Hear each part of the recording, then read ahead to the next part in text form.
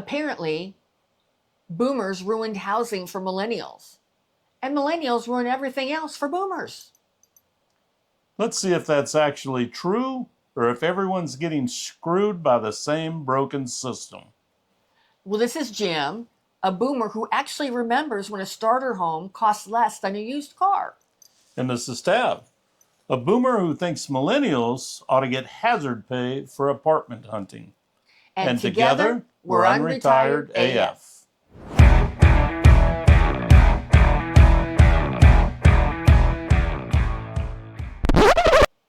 Hello and welcome to today's episode of the Unretired AF podcast, the podcast created especially for the over 60 rabble-rouser crowd. And today we're going to be talking about the boomer and millennial housing crisis. And so let's stop daydreaming about retirement on the beach and what we were all promised back in the day. And let's talk about what's really happening with housing. And spoiler alert, it ain't pretty.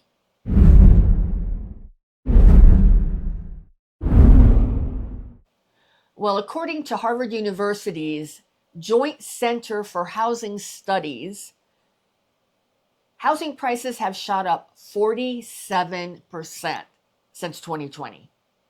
47%. Did you know it was that high? No. That's insane. That's a big move. And if you thought renting was the safe option, rents are eating up at least half of people's paychecks. And that would be regional. Because Right. it could be even more than that. It could definitely be even more than that. Wow. So, it's just not about buying a house that's the nightmare. It's staying in one too. You've got increased insurance. That's going out just crazy. Property taxes. All of a sudden you're getting hit with property assessments when the county's reevaluating the value. Right. I mean, we're looking at houses, and we're seeing that they jumped up like two to three times in the last 5 years. Yeah. Maintenance costs are just, all of this stuff is just killing retirement dreams. Yeah, exactly. And before anybody starts yelling that boomers had it easy, you know what? Let's pump the brakes a little bit, because for us, it wasn't all cheap houses and disco balls. No.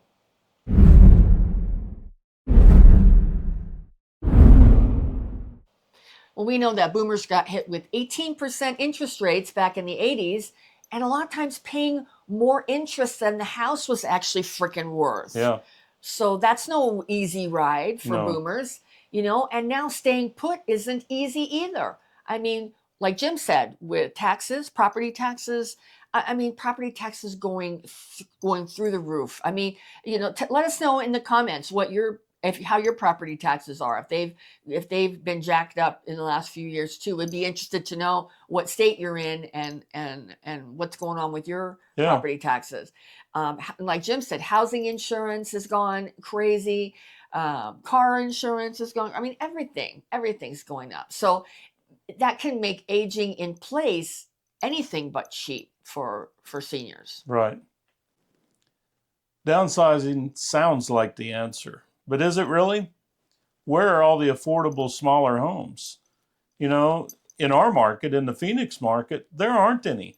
I don't know how these young kids starting out are able to afford anything. Right. And we're going through I don't even know what to call it, a property grab by BlackRock and some of these big private equity firms that are buying, I mean, in some cases 200 acres and putting all rental houses in it. Right. And they're all, I mean, it's like you just imagine how it was back in the 50s. Cookie cutter houses, one after another. They all look exactly the same. They're ugly. They're in gated areas. The neighborhood's ugly. The neighborhood's ugly.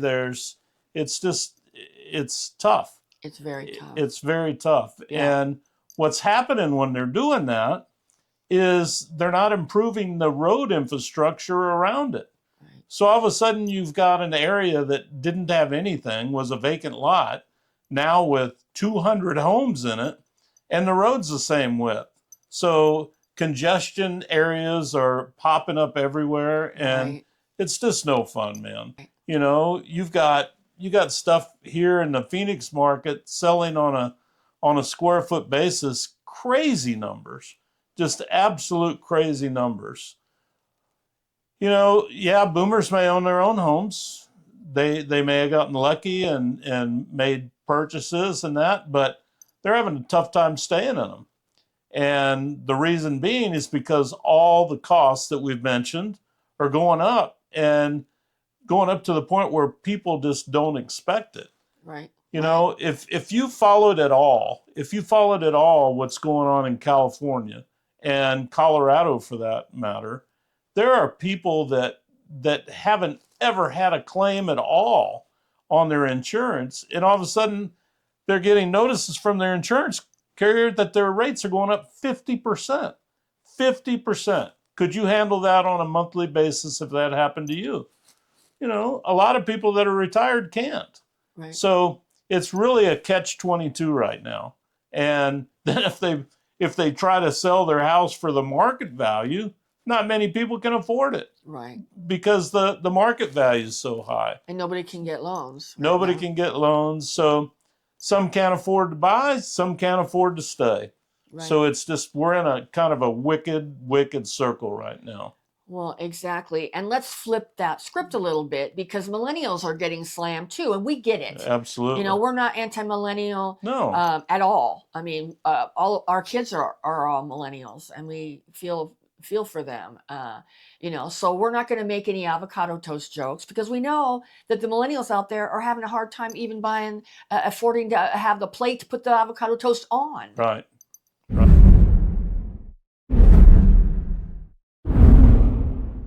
Well, and we know that a lot of the millennials out there are facing crippling student debt, way more. I mean, I had a student loan, which I paid off, but my student loan was a fraction, I think, of what the student loans are now. College prices are another part of inflation that's gone insane. It doesn't even make any sense how expensive it is now to go to college.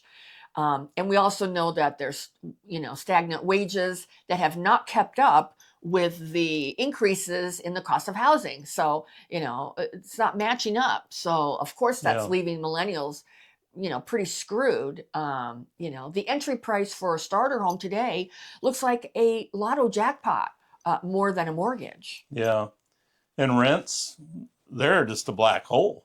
Right. Higher rents means you can't save for a down payment to buy your home, which keeps a lot of people locked out ever of home ownership. Right. I wish I could say that I see this correcting itself, but I don't know.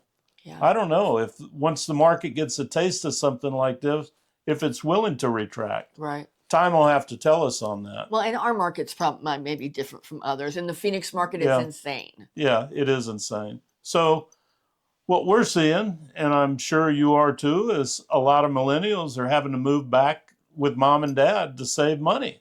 Right.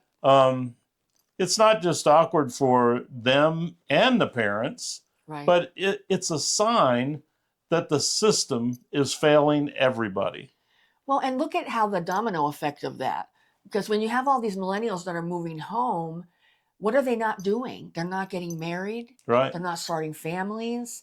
I mean, it's like, it's bad for mom and dad. I mean, nobody imagines their nest year, or what they call it, not nest year, their empty nest. Yeah. Empty. I mean, you know, we bitch about it, the empty nest, whatever, but it's not good for our generation when the millennials are moving home. And it's not good for the millennials because their life is sort of in a stuck point. Right. And they're making decisions, you know, that are I think down the line are going to be mistakes, you know, not to start families and stuff. I think that can end up being a mistake, not for everybody, but for some, I think. And it's not like they feel like they have a choice. Yeah. They don't feel like they have a choice. So is this really some kind of generational betrayal, or are both generations stuck in the same sort of broken system?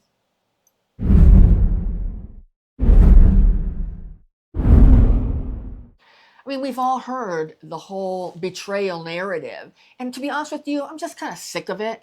I'm just kind of sick of it. You know, boomers get blamed for hoarding homes.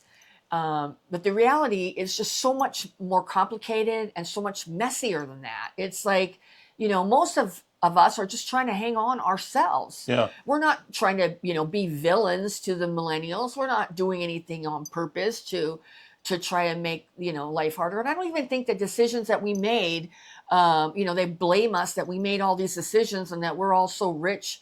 I don't think that's the case for most of us in our generation. You know, I think there were a lot of policies that were in place, policies that block new construction. I think that, like Jim said earlier, I think you've got private equity and Wall Street buying up neighborhoods. And, you know, when that happens and there's no, you know, we're all fighting for the same thing. I mean, we want to downsize, not Jim and I per se, but a lot of people in our generation want to downsize. And a lot of millennials want to get into starter homes, and there's no inventory of that. Right. There's just all these overpriced big houses that nobody can afford. And like Jim said, the boomers can't sell them, and the millennials can't buy them. Yeah. So. Yeah. None of this is about malice. It's about a system that has put profit over people. Yep. That's why both the millennials and the boomers are getting crushed in all this. Yeah. Have you priced a car lately?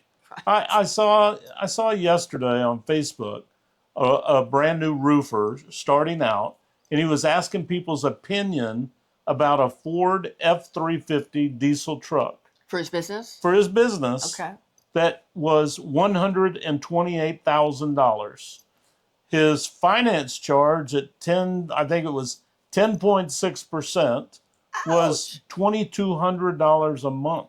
That was his payment? That was his payment. Not just the finance charge, but the whole thing, the payment. The whole payment. Yeah, okay. the finance charge I think was $54,000.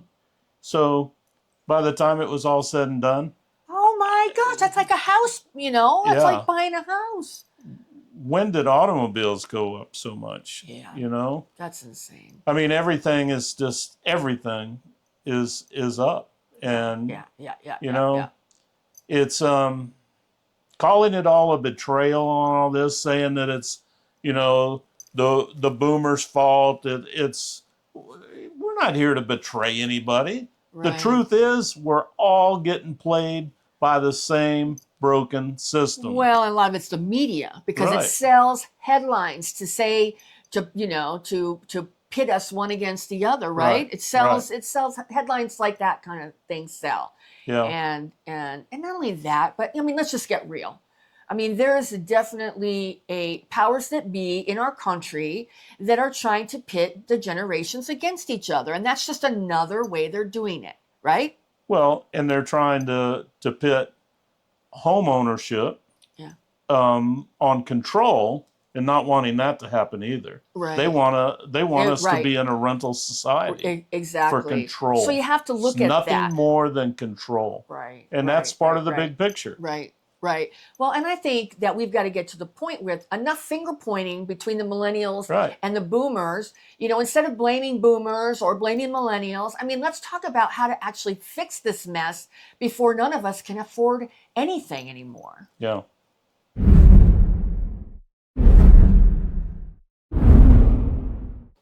I mean, there obviously has to be some policy changes that could really help. I mean, I think if they could come up with some tax incentives also for downsizing, that would help.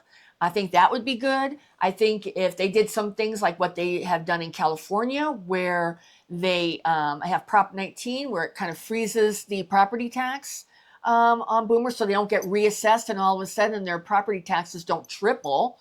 That doesn't happen in California. It can only go up, I think, 1 to 2% per year. I think that's the most it can go up. Of the assessed value can go up, not the tax itself, but the assessed value. I think that's how it works. I mean, we need zoning reform so we can have new houses. We need to have affordable housing projects that aren't just lip service. And we need some freaking regulation on private equity. Yes. I mean, that has to happen. I mean, Jim and I are both, capitalists. We believe in free enterprise and free market, but this is not good for the country. No. This private equity owning all these homes and renting it out and trying to force us into a rental culture. That's not who we are. That's not the American dream, right? Not at all. You know, but the biggest shift that we have to have is going to be cultural. I mean, we have to quit the blame game and start to push for solutions together and stop letting the powers that be pit us against each other like we're both the bad guy to each other. Because I don't believe that. No, I don't either. I don't believe that. I don't, you know. Well, everybody wants the same thing. Yeah. We all want a roof over our head. Yeah. But we don't want to have to sell a kidney to get it. Right. The future of the housing impacts all of us. Yeah. And the only way we win is to work together on this. Yeah. No one single, call it a class or a boomer or millennials, one can't solve the problem. Yeah. We got to work together and have a united front. Yeah.